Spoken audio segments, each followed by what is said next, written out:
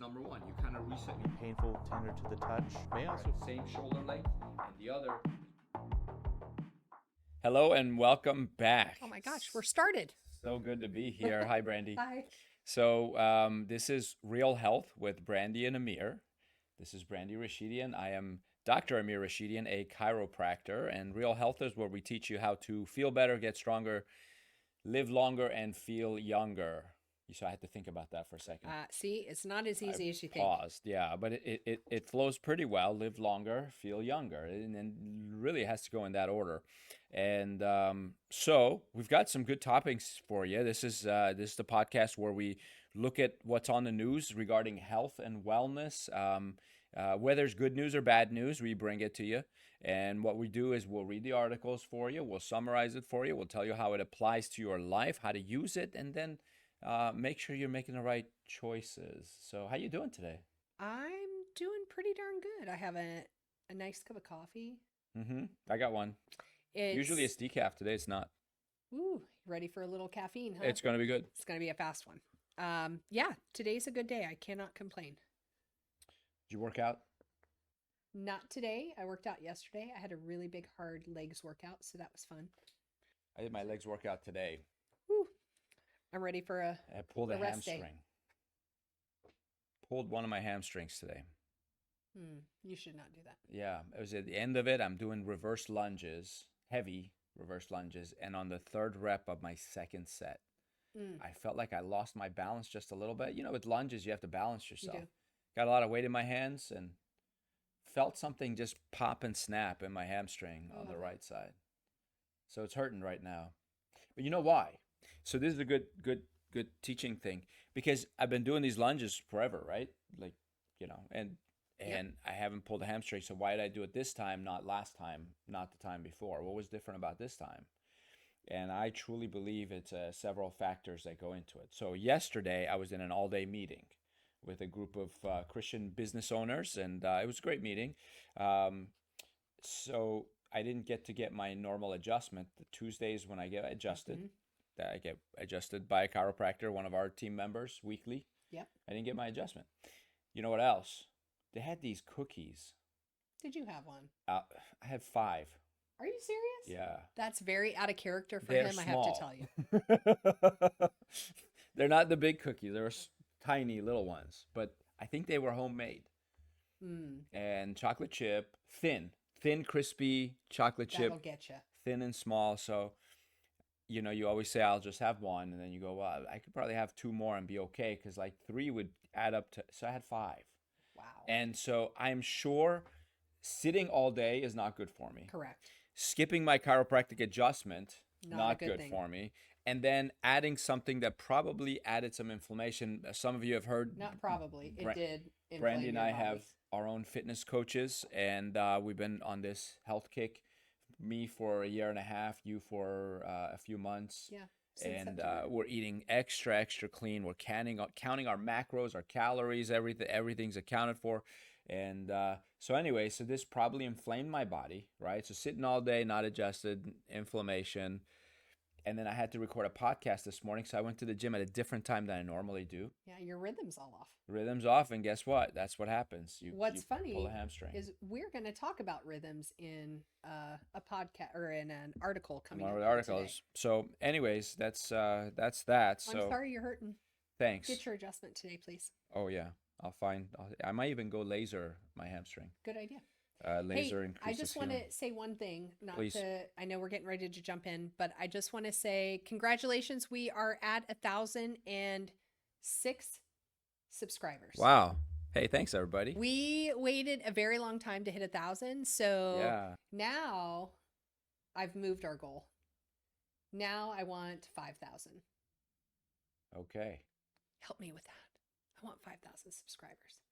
That'd be So, nice. That would be fun. Well, we're so blessed by the 1,000 that are there too. I mean, Yes. we're grateful. It's amazing. I mean, literally, this is we do this anyways because we want to stay up to date and educated on the latest health news and information. So, but we thought we'd be able to share it with everybody. So I'm so glad that we've had the support that we've had. And so this first article is Eyedrops.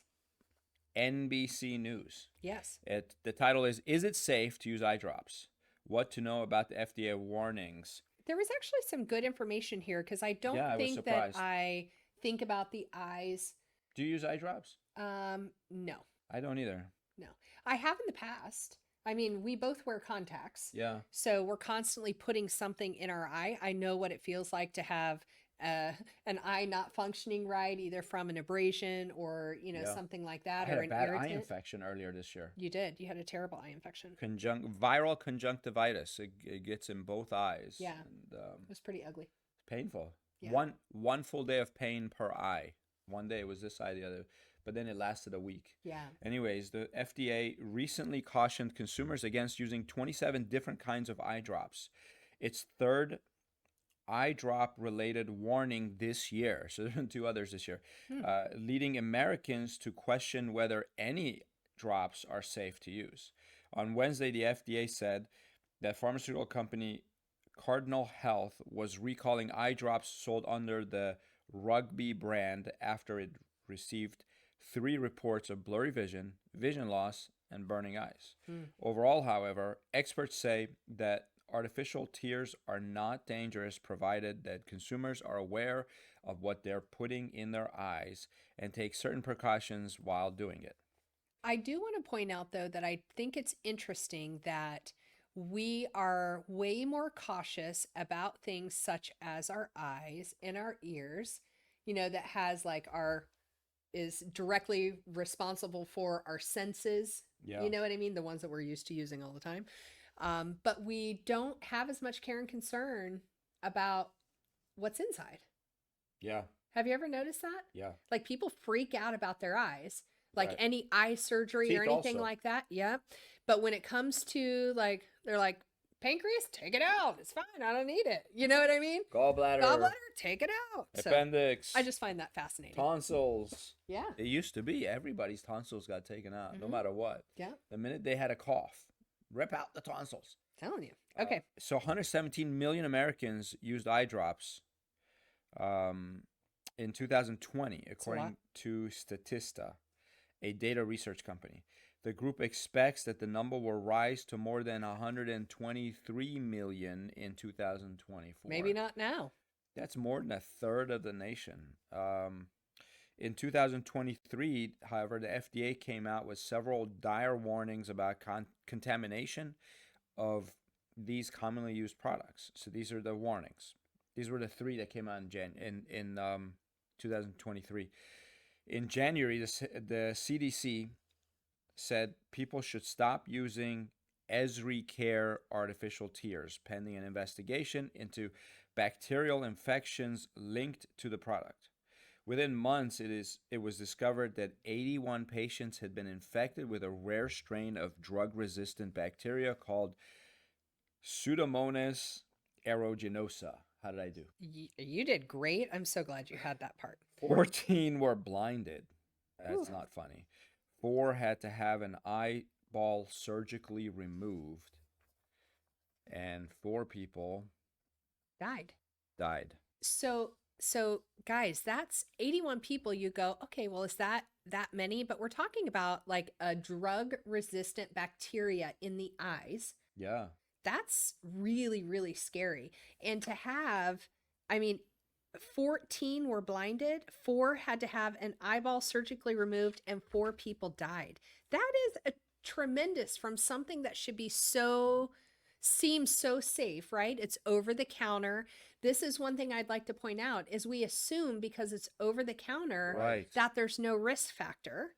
Yeah, in fact, most medical doctors don't even get any training in over-the-counter medication. No, why would they? There's so many on the market, and it's not managed by the FDA. Yeah, and people put this in their eyes when they didn't sleep enough. They have a little bit of red eye, They put in their eyes when they have allergies. They put in their kids' It's eyes. used a lot. Yeah. Mm-hmm. So the next warning was in August. FDA said it had discovered fungal and bacterial contamination of Dr. Bernie's MSM drops, 5% solution, and Light Eyes MSM drops, eye repair. The products contained methyl sulfonyl methane, or MSM, a chemical not approved for use in eye drops. No injuries associated with the drops were reported. Then earlier this week, the FDA warned against using 27 different kinds of generic eye drops after inspectors discovered bacteria in the facility used to manufacture these products. So these 27 different brands are all made in one factory. That factory had bacteria in it. That's not uncommon for household products. Like Yeah. there are many names that laundry detergent goes under, Yeah. right? But most generally, there's Right. only a few large producers Some of them are the those. same company, It's yeah. the same company. A lot of them are almost the same product. What's funny is they do comparison on TV commercials. They go, oh, Tide is better than, I don't know what another one. Tide is the only one I know. But they go, you should use Tide. Look, we washed half this shirt with Tide, and we washed the other half of the shirt with this other one. Well, the company owns both of them. That's right. That's so funny. It's great, great marketing opportunities for them. Well, they take us for fools. That's the thing. Well, Advertisers. we buy it. Like they've done the studies. They Yeah. know what it takes to get us interested in a Right. product, you know? So That'd be like if Apple and IBM, were made by the same company. oh my gosh. It's not. They're not. But anyways, then they're not detergents. The drops were sold at major retailers, including CVS, Rite Aid, Target, Walmart, and have since been pulled from the stores. And by the way, all the ones that are infected are past their expiration date right now. So the big thing is make sure you do go through all of your medicine cabinets. Make sure you're checking for any of those brands that are there. Make sure that you're checking expiration dates, especially anything that's over the counter like that. Yeah. Make sure if it's expired, toss it. Yeah. Don't run the risk. Yeah. Like we have products that have to have an expiration date on it, but we know because we work closely with the manufacturer, with the company itself, there's no middleman. We know that they have full therapeutic benefit for up to 8 to 12 months after the expiration date. I will never sell it, but I know we take it without any issue. But it's not the case with most things manufactured. Not with the eye drops. Now this is interesting because I was like, how did they know to go check these factories anyways? Do they randomly check them? And the article says it's unclear what prompted the agency to look closely at this particular facility, which has not been named. That always makes me weary. Yeah. So don't use the generic ones, the article says. Only use brand name products when it comes to eye drops. You never know where they are manufactured, and you never know how long they've been on the shelf. Yep. Always check the expiration date. Other tips is general stuff. Wash your hands. Make sure the tip of the eye dropper doesn't touch anything, including your hand, even if your hands are clean. And don't let it touch your eye. Expect to make sure eye drops are labeled as sterile. Check to make sure they're labeled sterile. And do not share bottles of eye drops, even among family members. I think that would be a good thing to keep in mind. All right. There you go. That's the eyes. We're going to get a little more exciting after this one, I think. This is a good conversation. We've had this next conversation many times. Oh, yeah. I like this one. So this is from U.S. News. It says, clocks fall back on Sunday. U.S. sleep experts want to spring forward.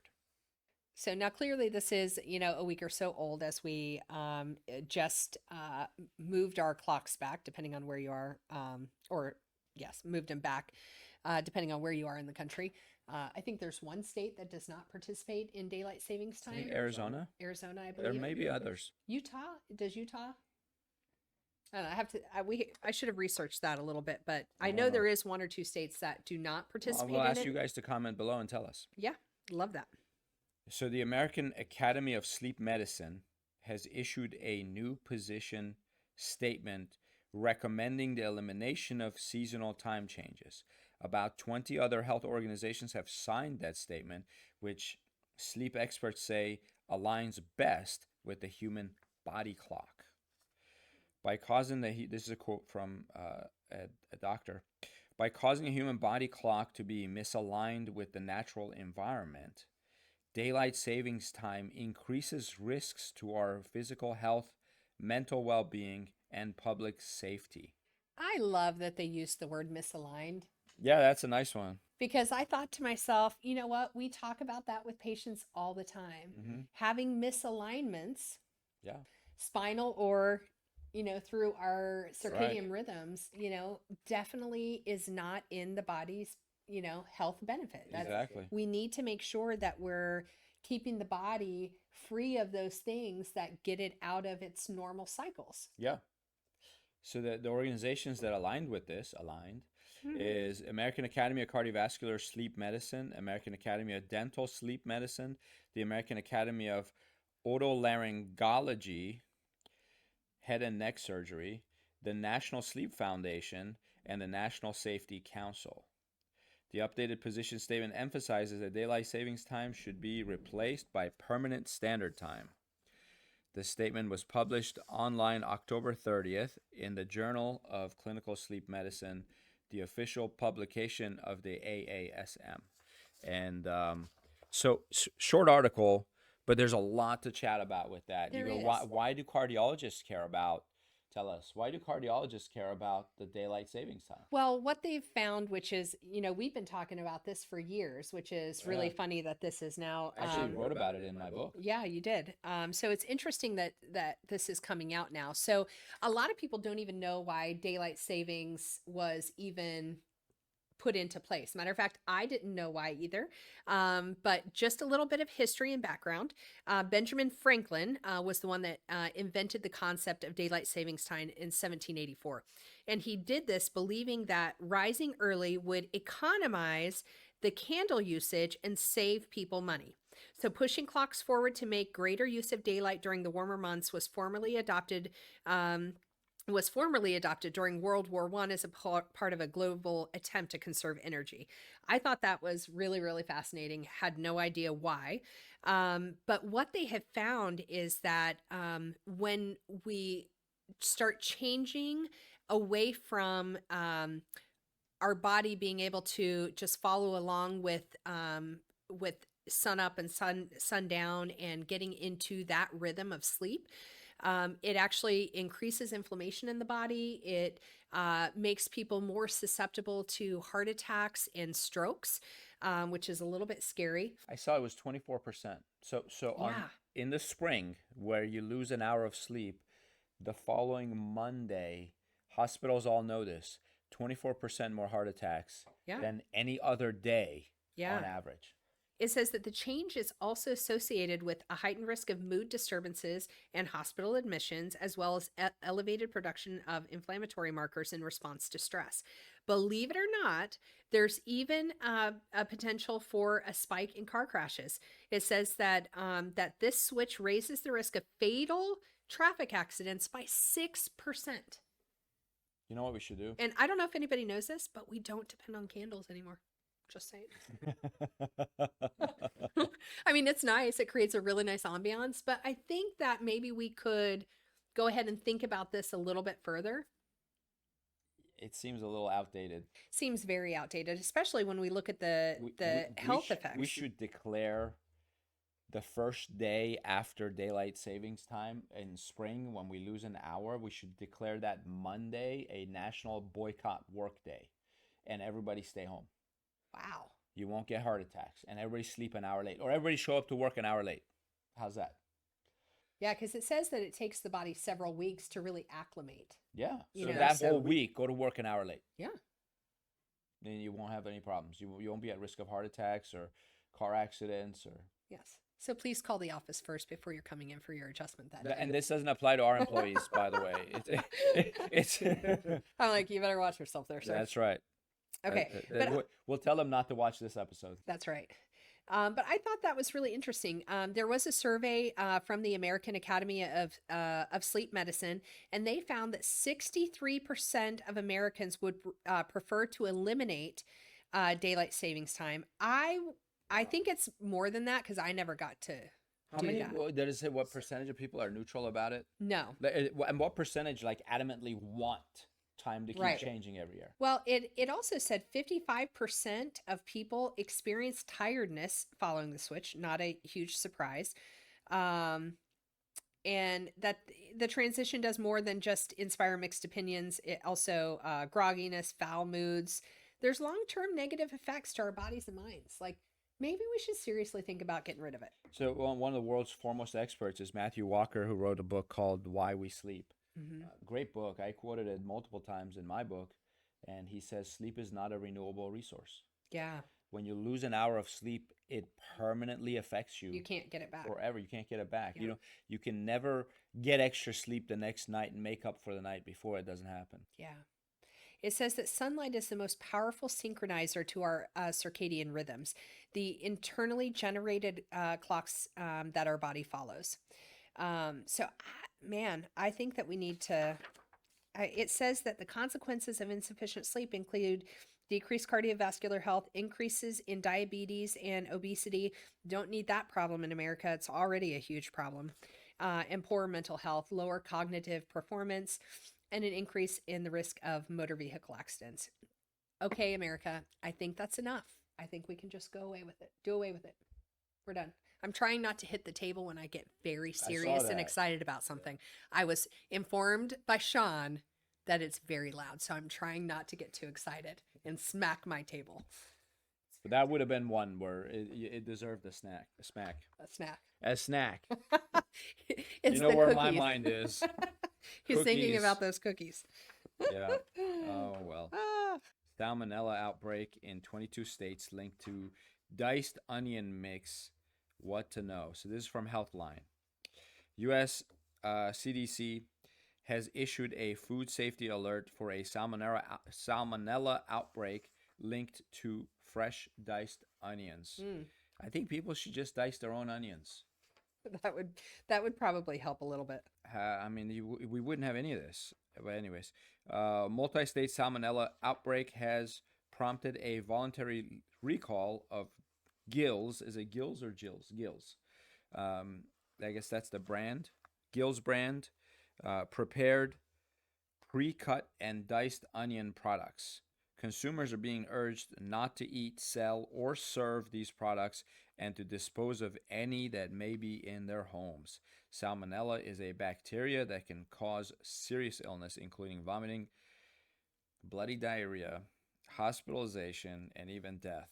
What's really ironic is when onion is a really great antibacterial. Antimicrobial, yeah. And so it's really, I thought it was the irony in the fact that the onions were, laden with salmonella, and this is one thing that is supposed to help with that. So Yeah, I mean, I remember being a kid and being told make sure you eat onions because this growing up in Iran, we would stop. Roadside diners over there are not held to any kind of standard whatsoever. So you expect them to serve rotten food and all kinds of or stuff. questionable food. Questionable food. I mean, they don't have someone inspecting them, especially if they're out and far away. So if you're traveling, you've been there, you've seen it. Yeah, Some of those that's where restaurants. I learned to start eating raw onion. I Yeah. never ate raw onion in my life So before. they always serve onion with the food and raw onion, and you would eat it Yeah. with your food. It tastes good, but it also prevents food poisoning. Yeah, I actually did a little research too because I was interested in trying to figure out if ginger Yeah. would be. They have done studies too that ginger can be one of those things that also helps to prevent salmonella. That's why you eat it with sushi. Correct. And so, I mean, salmonella is very, very serious, and you will need something if you get it. However, there are things you can be eating along with your food to help reduce the risk of salmonella, Yeah. developing and So overtaking there your have been body. 73 confirmed cases with 15 hospitalizations across 22 states. California and Utah have been the most affected so far, with both having between 15 to 19 confirmed cases, followed by Michigan with 5 to 9 cases. Mhm. The recalled products include diced yellow onions, diced celery and onions, diced mirepoix. You know what that is? Nope. Diced red onions. A full list of recalled products states where they were sold. Retailers are available through the FDA's recall announcement. The cause of the outbreak has not yet been determined. So, That feels like it's reoccurring. In FDA many is of these. conducting an internal investigation, working closely with the company. The company is Amy Philpott. That's the name of the company that makes the Gill's onions. Salmonella outbreaks occur with regularity in the United States despite health and safety requirements. Due to the structure of the food supply chain, it is common for a single producer to ship products nationwide, leading to widespread interstate outbreaks. So basically, locally sourced food is safer. 100%. How about that? Let's support our local farmers. Absolutely. I think most people, because farming's not that big a profession like it was, but our local farmers work hard. Right. And they're not appreciated. They're underpaid and overworked, and we need to support local. There's no reason you should get your onions from the other side of the country. Not when we can get good ones here. And here's the bottom line is, and we've heard this from prior articles talking about food and health and whatnot. Here's the reality is FDA has regulations, right? But they don't have people to enforce. Yeah. And that is what our biggest problem is right We now. should convert some of those IRS agents. I was just thinking the to same FDA thing. agents. 100%. They won't even need a gun. No, because food doesn't fight. Well, That could be the slogan. food fights. Food fights. Food doesn't fight. But yes, I think that we need to invest in that. Why is it that we have constantly these salmonella outbreaks and other things? Like we need to put more into upholding those regulations, because we can tell. It's like telling your kid, don't do this, and then turning your back and never watching them. Right. Do you think they're going to attempt it? Probably. Yeah. Even if it's not safe, even if it, I there's a would risk probably factor. go as far as saying some of them have a budget set aside for the fines that they incur from the FDA. I would say you're 100% right on that. I know a lot of pharmaceutical companies have a lawsuit fund that they keep in. It's in the billions of dollars. Sure. It's a fact. Working to address a salmonella outbreak localized in California due to contaminated raw milk and cream was another one. So there's a lot of different things that can cause it. That outbreak now included 12 confirmed cases and 3 hospitalizations. Any time that 2 or more people get sick from eating the same contaminated food, it is considered an outbreak.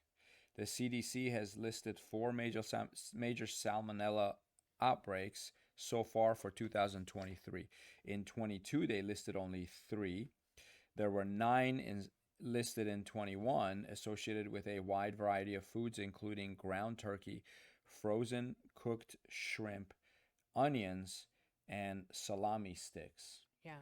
I think rice, when you leave rice out, that can get salmonella as well. Oh, interesting. And raw eggs. Mm-hmm. Raw eggs have salmonella. What is salmonella? Symptoms of salmonellosis. Salmonellosis include diarrhea, fever, chills, nausea, and stomach cramps, which can appear anywhere between 6 hours and 6 days after infection. Symptoms typically last between 4 to 7 days. Yeah. More extreme symptoms include bloody diarrhea and bloody vomiting. In many cases, salmonella infections will clear on their own, but they can require hospitalization and treatment. The bacteria is highly infectious and can be readily spread through fecal-oral contact, often transferred through raw or uncooked meats, eggs, poultry, fruit, and vegetables. There are about 1.35 million salmonella infections annually in the United States. According to the CDC, about 26,500 of those cases require hospitalization, and more than 400 resulted in death. Yep. So watch that food. Very important. Yeah, and go to the doctor. I mean, it sounds silly, but there's a lot of people. I have patients who have bloody, diarrhea, and they don't go to the doctor. Yeah. It's something that needs to be checked. Now, it does say it could run its course over the next 4 to 7 days, but what if it doesn't? The longer it goes, the harder it is. Yeah, So exactly. it's always good to get checked, make sure you're healthy. Even if you have less severe symptoms and they last more than 7 days, get it looked at. And it's better safe than sorry. Okay. Now our next article, It's a good one. yeah, it's a lot deeper. Those were, a little bit surface still. We brought those out because that's important to know, things about the eyes and some of those salmonella outbreaks. But this is I don't know, it feels like futuristic medicine, what we're Yeah. talking about now, Yeah. which is some gene therapy. There's a lot of ethical controversies when it comes to gene therapy. So I think before we start, I don't know, we're going to be talking a lot about CRISPR-9 and genome editing. And not everyone may be familiar with what that is. So if you guys are okay with it, I just want to read something real quick that will kind of just give everyone a little bit of a platform to bounce off of. We should have our friend Dan here to help clear this up. I know. Next time, Dan, you're with us. So what is genome editing and CRISPR-Cas9? Genome editing, also called gene editing, is a group of technologies that give scientists the ability to change an organism's DNA. These technologies allow genetic material to be added, removed, or altered at particular locations in the genome. Several approaches to genome editing have been developed, and a well-known one is called CRISPR. I think it's Cas9. Yes. Which is short for clustered, regularly interspaced, short palindromic repeats, and CRISPR associated protein 9. The CRISPR-Cas9 system has generated a lot of excitement in the scientific community because it is faster, cheaper, and more accurate and more efficient than other genome editing methods. CRISPR-Cas9 was adapted from a naturally occurring genome editing system that exists already in our body, that bacteria use as an immune defense. When the body is infected with viruses, bacteria captures small pieces of the virus's DNA and inserts them into their own DNA in a particular pattern to create segments known as CRISPR arrays. The CRISPR arrays allow the bacteria to remember the virus or closely related ones. If the virus attacks again, the bacteria produce RNA segments from the CRISPR arrays that recognize and attach to specific regions of the virus's DNA. The bacteria then uses Cas9 or a similar enzyme to cut that DNA apart, which disables the virus. So this is a naturally occurring process in our body, and it's so funny because years ago we were at a pediatric chiropractic convention, and we were listening to a pediatrician, an MD, who was talking about how important viruses are to our DNA, to a developing DNA of children. He literally said 2/3 of the human DNA, 2/3 of our genome is completed by retroviruses. And that's why he explained you have a baby and they'll get the sniffles and they'll get a cough, and the next day they start talking.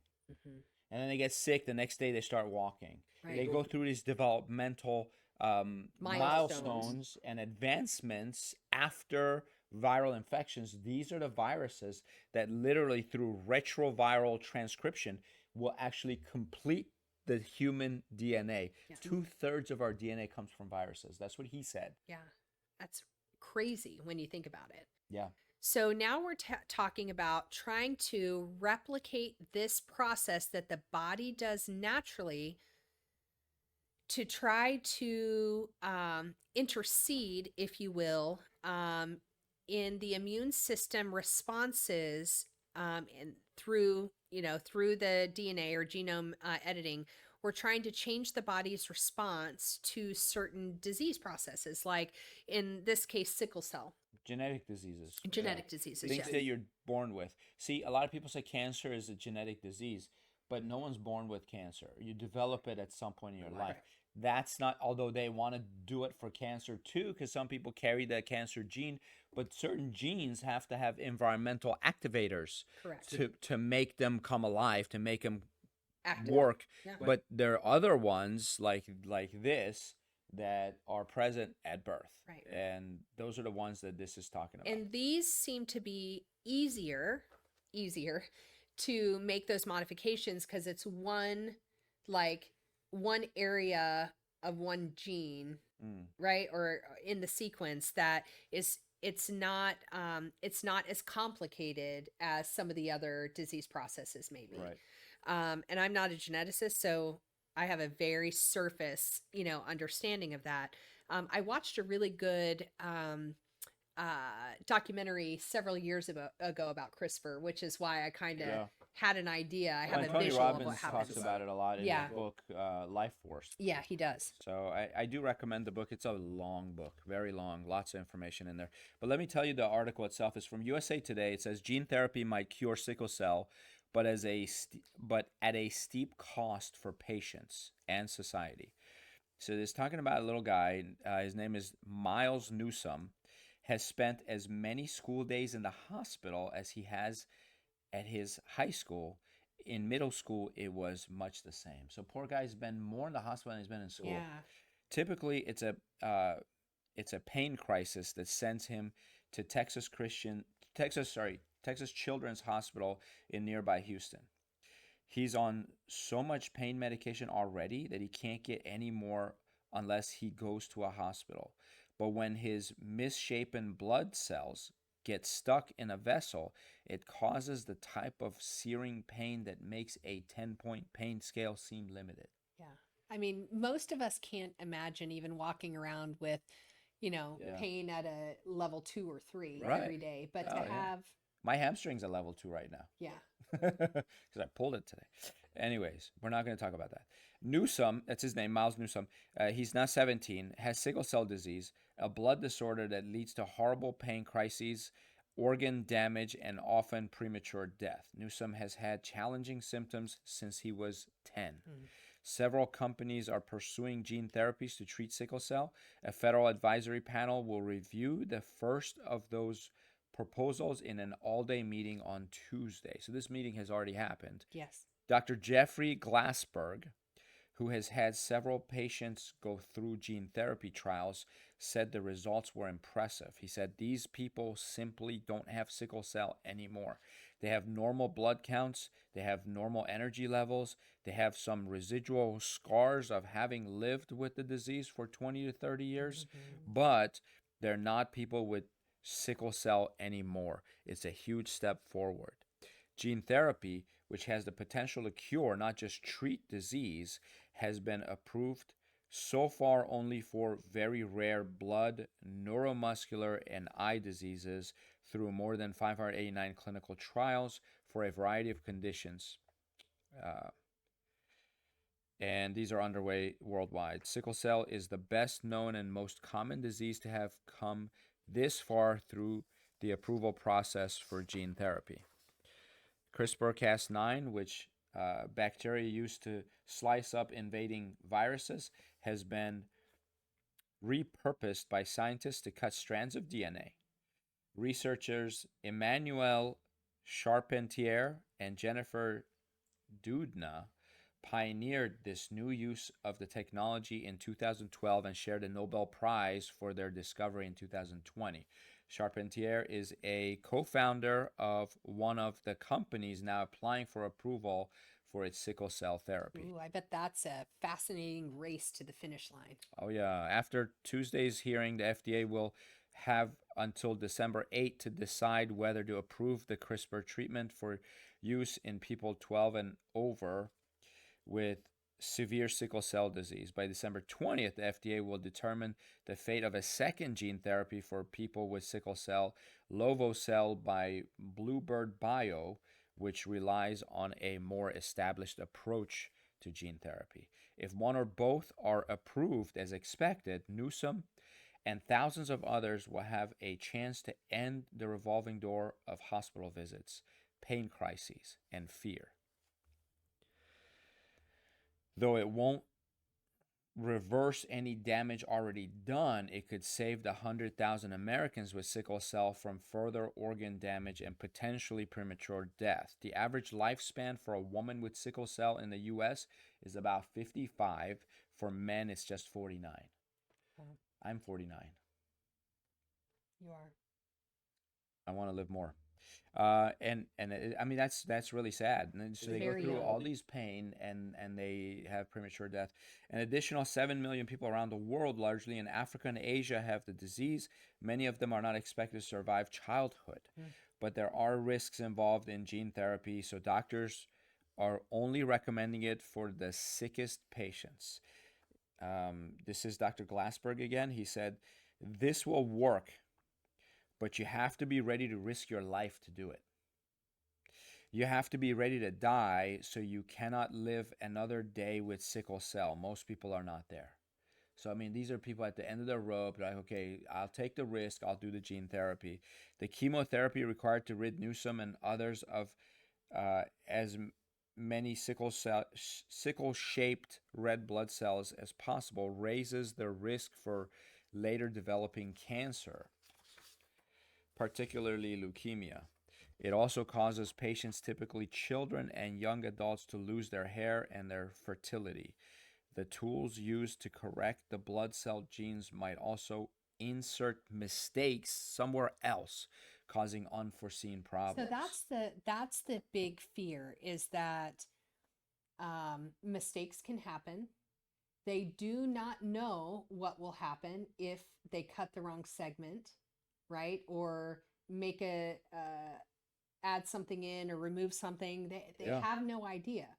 So they've seen okay results so far, in some of these trials for like up to 18 to 20 months, but they really need to be following these patients. And, Yeah. and they say this too, for at least 15 years Mm. to really see. But no one is going to wait 15 years for this to go through. We're going to know in December whether or not this is approved. That's like a few weeks away.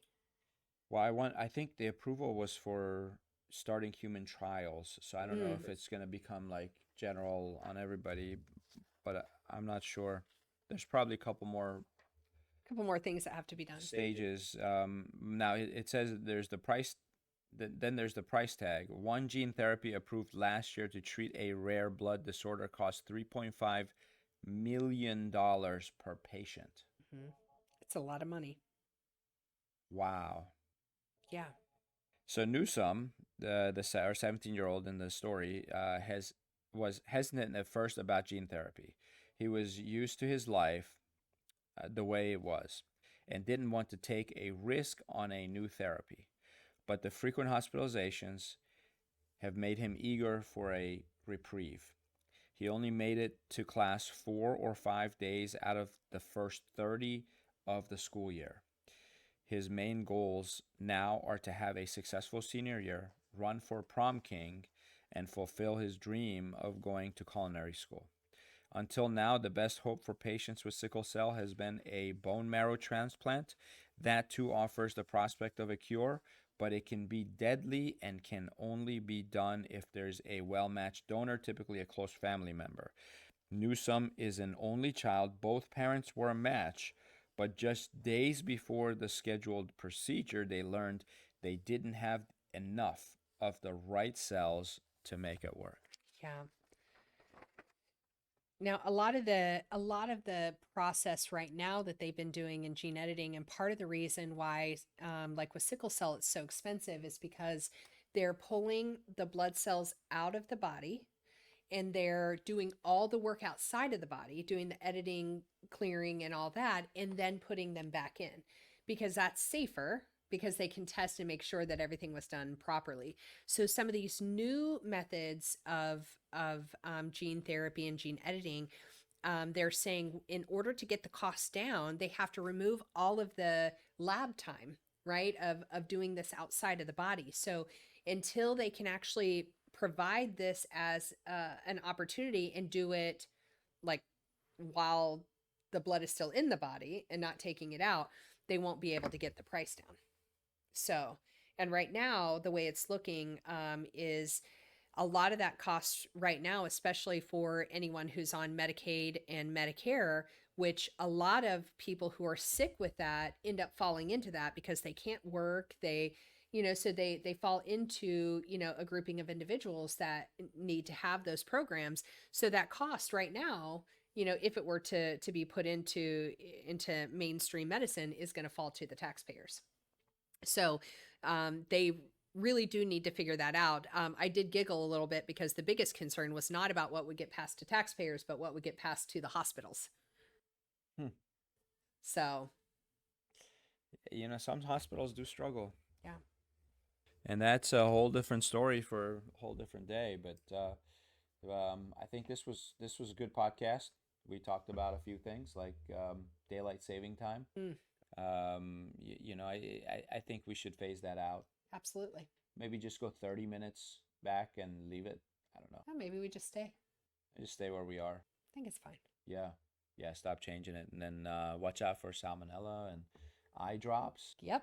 And then let's pray that gene therapy becomes something that's safer, because the mistakes that it can cause in people's DNA can be detrimental. Well, and what it leads to, because the biggest concern with gene editing down the road is I mentioned the ethical question and use, which is going to be through fertility. Yeah. So where do we begin to draw the line between fixing a disease process and then just creating superhumans, right? Yeah. And it sounds really sci-fi, but it's not. That is the question, the ethical questions right now that our country and worldwide scientists are dealing with right now, right? There are some groups that are like, absolutely not. This can never happen. And there are others that go, why shouldn't it? So that's, I think, what will be even more of a concern as we get down the line when these start getting approved. So Yeah. Well, we can be hopeful and cautious all at the same time. absolutely. My heart goes out to those of you who do have sickle cell. I hope there's a safe cure for you. I hope you can stop suffering and hurting. And thanks for joining us. Yeah. This was great. It was fun. We'll see you next week.